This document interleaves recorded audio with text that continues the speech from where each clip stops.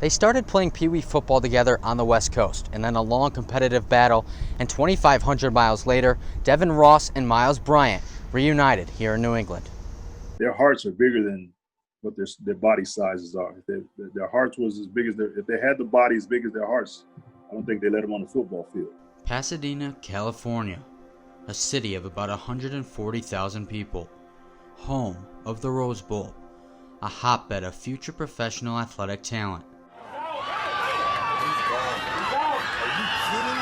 A place where connections run deep, one that holds an incredible connection from Pasadena across the country to a place called Foxborough, Massachusetts. A relationship between the Ross family and the Bryant family. Grew up here in the city of Pasadena, going to the city of Pasadena high schools out here, and ended up at a school called Mighty John Muir Mustangs, and we played football there. Met a lot of my brothers that I still know now, and one of them happened to be Mr. Joel Bryant, which happened to be Myles Bryant's dad. We ended up becoming best friends. In 2005, Joel Bryant called up Doug Ross, asking him to help him coach Pop Warner football for the Pasadena Trojans.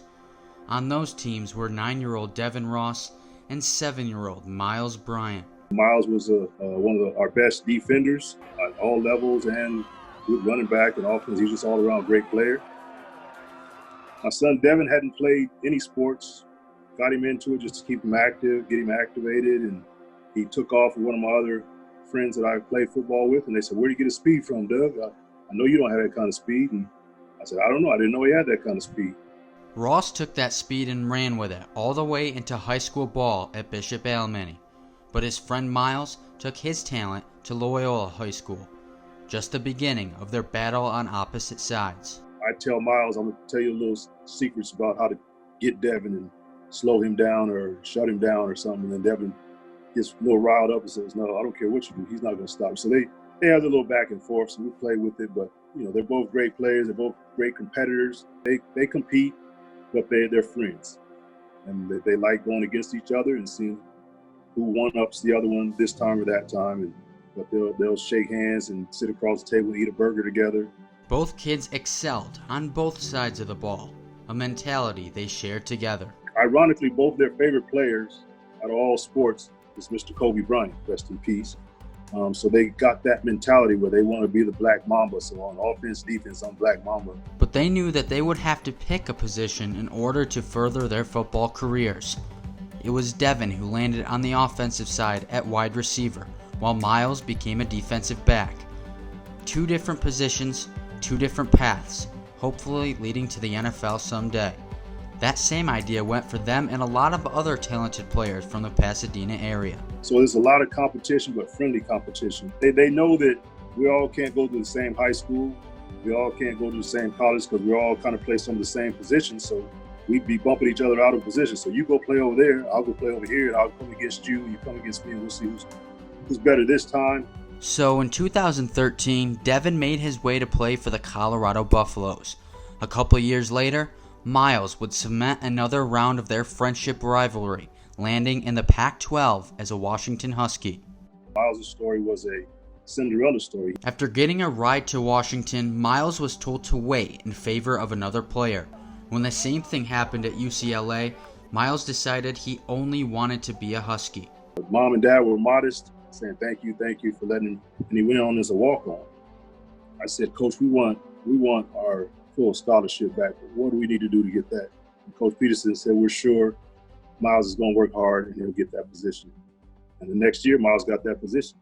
While Myles got acclimated to the college game, over the mountains in Colorado, Devin's highlight came with a 9-catch, 94-yard performance in a thrilling win over Utah, one that punched their ticket to the Pac-12 title game. Their opponent, Myles Bryant and the Washington Huskies. This one pretty simple. 41-10 Washington. Although Myles didn't play much as a freshman, his team came out on top. It was now time for Devin to look for his future in the NFL, while Myles worked his way into the starting lineup and years later and became one of the most exciting corners in the nation. In the 2017 NFL Draft, Devin was left off the draft board, but the 5'9" kid didn't quit. After initially making the Tennessee Titans 53-man roster, an injury would set him back. He would then bounce around from Tennessee to Philadelphia and even New England's practice squad. But leading up to the 2020 season, he received his second phone call from Bill Belichick. That means something to me, and that, he knows that means something to him.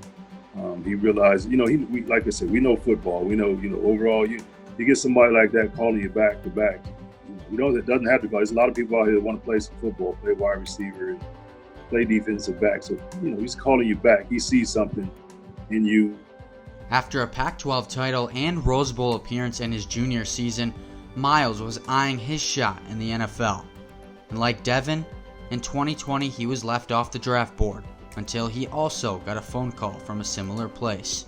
Myles got that call. He said, the New England Patriots called Myles, Doug. I said, stop playing, Joe. You're joking with me. He said, I'm not kidding with you. I'm dead serious. That dude got called out there to the Patriots. Both Ross and Bryant turned heads in Patriots camp, giving them a good shot at making the 53-man roster.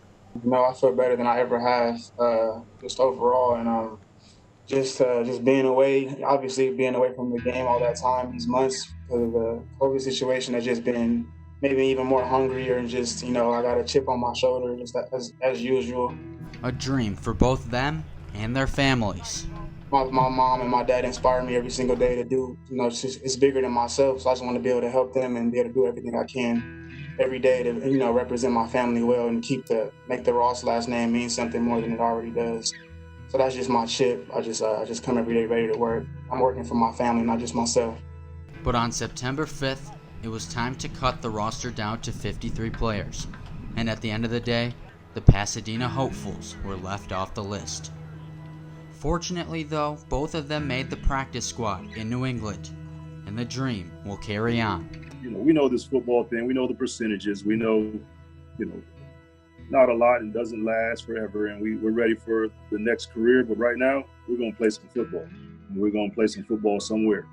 No matter the outcome, it's endless support for both Devin and Myles.